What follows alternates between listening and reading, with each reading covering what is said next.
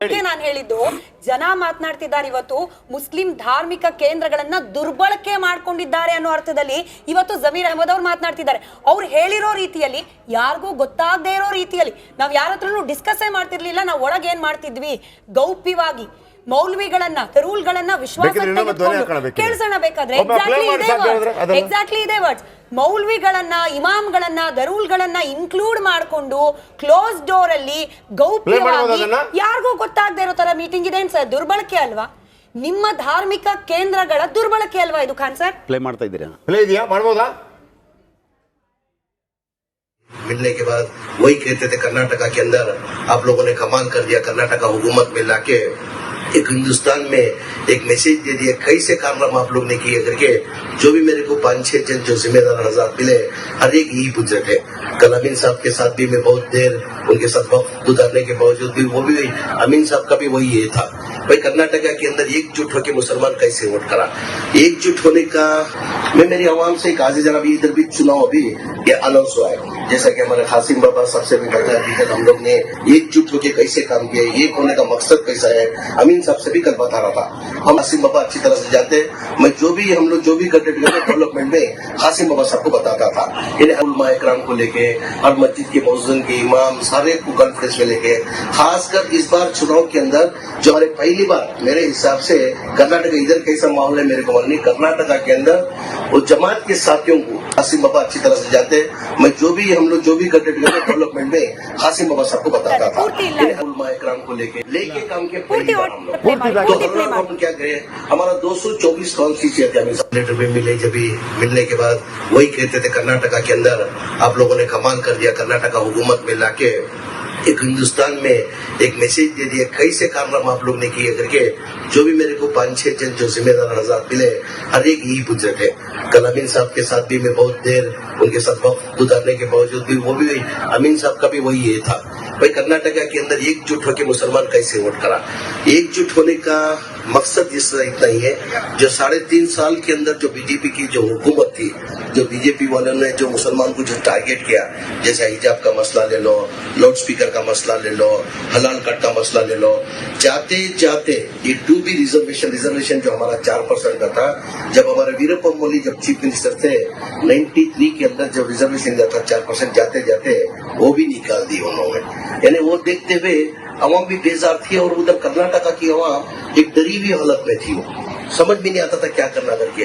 अभी मस्जिदों में आज़ान बंद कर दी गई, हिजाब तक के बच्चे लोग स्कूल नहीं जा सकते थे, इन्हें हलाल कट देने जो मुसलमान जो गोश्त बेचता जो है वो लेना नहीं करके इन्हें हर तरीके से जो जुल्म करना वो जुल्म लगातार 3.5 साल से करते हैं। वो करने की वजह क्या है, इनको क्या मुसलमानों को तकलीफ देके मुसलमानों को तकलीफ करते थे, कभी हम लोग दिखा रहे नहीं हम लोग क्या करते करके, हम किसको दिखे नहीं। खासिम बाबा अच्छी तरह से जाते, मैं जो भी हम लोग जो भी करते डेवलपमेंट में खासिम बाबा सबको बताता था। इन्हें हर उलमा इकराम को लेके हर मस्जिद के मौजूद के इमाम सारे को कॉन्फ्रेंस में लेके, खासकर इस बार चुनाव के अंदर जो हमारे पहली बार मेरे हिसाब से कर्नाटक इधर कैसा माहौल है मेरे को मालूम नहीं, कर्नाटका के अंदर वो जमात के साथियों को लेके काम के पहली बार हम लोग तो हर रोज हम क्या करें, हमारा 224 कॉन्स्टिट्यूएंसी साहब ये सुनना 224 कॉन्स्टिट्यूएंसी के अंदर हम लोग ने क्या कर दिए। ಸರ್ ನೀವು ಕೇಳಿಸ್ಕೊಳ್ಳಿಲ್ಲ ಸರಿಯಾಗಿ, ಯಾರಿಗೂ ಹೇಳ್ತಿರ್ಲಿಲ್ಲ ನಾವು, ಅವ್ರು ಹೇಳಿದ್ ಕೇಳಿಸ್ಕೊಳ್ಳಿಲ್ಲ ಸರ್. ಕೇಳಿಸ್ಕೊಳ್ಳಿ ಸರ್, ಭಯದ ವಾತಾವರಣ ಏನಪ್ಪಾ ಅಂದ್ರೆ ಟೆರರಿಸಂ ಅಂತ ಕೇಳಿಸ್ಕೊಳ್ಬೇಕು ಸರ್.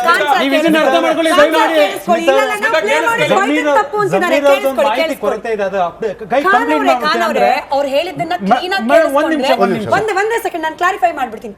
ನಾವ್ ಏನ್ ಡಿಸ್ಕಸ್ ಮಾಡ್ತಾ ಇದ್ವಿ ಇಮಾಮ್ ಅವರ ಜೊತೆಯಲ್ಲಿ ಅಂತ ಹೇಳಿ ನಾವ್ ಯಾರಿಗೂ ಹೇಳ್ತಾ ಇರ್ಲಿಲ್ಲ, ಬಾಬಾ ಅವ್ರಿಗೆ ಒಬ್ರಿಗೆ ಮಾತ್ರ ನಾವು ಹೇಳ್ತಾ ಇದ್ವಿ, ಯಾರಿಗೂ ಕೂಡ ಅಲ್ಲಿ ಡಿಸ್ಕಸ್ ಆಗ್ತಿದ್ದ ವಿಚಾರಗಳನ್ನ ತಿಳಿಸ್ತಿರ್ಲಿಲ್ಲ ನಾವು. ಇದಲ್ವಾ ಸರ್ ಕ್ಲೋಸ್ ಡೋರ್ ಮೀಟಿಂಗ್? ಹೇಳಿದ್ರಲ್ಲ ಸರ್, ಹೇಳಿದ್ರ ಅರೆ ನಾವೆಲ್ಲರೂ ಕೇಳಿಸ್ಕೊಂಡಿಲ್ವಾ?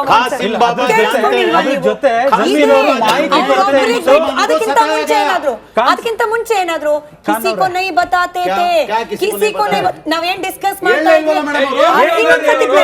ಇನ್ನೊಂದ್ಸತಿ ಪ್ಲೇ ಮಾಡಿ, ಅವ್ರ ಸಮಾಧಾನಕ್ಕೆ ಇನ್ನೊಂದ್ಸತಿ ಪ್ಲೇ ಮಾಡಿ ಸಮಾಧಾನವಾಗಿ ಕೇಳಿಸ್ಕೊಳ್ಳಿ. ಸಾಧ್ಯ ಆದ್ರೆ ವಿತ್ ಟೆಕ್ಸ್ಟ್ ವಿತ್ ಟೆಕ್ಸ್ಟ್ ನಾವು ಬರ್ದಿದ್ದೀವಿ. ಪ್ಲೇ ಕೇಳಿಸ್ಕೊಳ್ಳಿ ನೀವು ಕೇಳಿಸ್ಕೊಳ್ಳಿಲ್ಲ ಕ್ಲಿಯರ್ ಸರ್. ರಿಪಬ್ಲಿಕ್ ಕೇಳಿಸ್ಕೊಳ್ಳಿ. एक मैसेज दे दिया कैसे कारनामा आप लोग ने किए करके, जो भी मेरे को 5-6 जन जो जिम्मेदार आजाद मिले हर एक यही पूछ रहे थे. कल अमीन साहब के साथ भी मैं बहुत देर उनके साथ वक्त गुजारने के बावजूद भी वो भी अमीन साहब का भी वही ये था, भाई कर्नाटका के अंदर एकजुट होकर मुसलमान कैसे वोट करा. एकजुट होने का मकसद इस इतना ही है, जो 3.5 साल के अंदर जो बीजेपी की जो हुकूमत थी, जो बीजेपी वालों ने जो मुसलमान को जो टारगेट किया, जैसे हिजाब का मसला ले लो, लाउड स्पीकर का मसला ले लो, हलाल कट का मसला ले लो, जाते जाते ये 2B रिजर्वेशन जो हमारा 4% का था, जब हमारे वीरप्पन मोइली जब चीफ मिनिस्टर थे 93 के अंदर जब रिजर्वेशन दिया था 4%, जाते जाते वो भी निकाल दी उन्होंने. यानी वो देखते हुए अवाम भी बेजार थी, और उधर कर्नाटका की अवाम हिसाब से इंडिया के अंदर खासकर जो हिंदू मुसलमान सिख ईसाई है, और कोई भी इस कंट्री के अंदर नहीं है जो चाहत मोहब्बत से है. मैं मेरी अवाम से एक आज जरा भी इधर भी चुनाव अभी ये अनाउंस हुआ है, जैसा कि हमारे खासिम बाबा सबसे भी बताया कि हम लोग ने एकजुट होकर कैसे काम किया, एक होने का मकसद कैसा है. अमीन साहब से भी कल बता रहा था, हम लोग ये लगातार जो इनके जुल्मात देख के हम लोग लगातार 6-8 महीने से इंडोर मीटिंग करते थे. कभी हम लोग दिखा रहे नहीं हम लोग क्या करते करके, हम किसको दिखाएंगे. खासिम बाबा अच्छी तरह से जानते हैं, मैं हम लोग जो भी कंटेंट करते डेवलपमेंट में खासिम बाबा सबको बताता था. यानी हर उलमा इकराम को लेके, हर मस्जिद के मौजूद के इमाम सारे को कॉन्फ्रेंस में लेके, खासकर इस बार चुनाव के अंदर जो हमारे पहली बार मेरे हिसाब से कर्नाटका इधर कैसा माहौल है मेरे को मालूम नहीं, कर्नाटका के अंदर वो जमात के साथियों को लेके काम किया पहली बार हम लोग. तो हर रोज हम क्या करें, हमारा 224 कॉन्स्टिट्यूंसी है. साहब ये सुनना, 224 कॉन्स्टिट्यूंसी के अंदर हम लोग ने क्या कर दिए, टीम बनाकर क्या कर दिए, एक टीम. ये रिकॉर्ड बढ़ा नहीं बढ़ा, कर्नाटका तो बढ़ा. सबसे इंडिया के अंदर खासकर ಕೇಳಿಸ್ಕೊಂಡ್ರೆ ಇಂಡೋರ್ ಕರ್ನಾಟಕದವ್ರು ಯಾರು ಇದನ್ನ ರೆಕಾರ್ಡ್ ಮಾಡ್ಕೊಳ್ಬೇಡಿ. ಇನ್ನೂ ಡೌಟ್ ಇದೆಯಾ ನಿಮ್ಗೆ?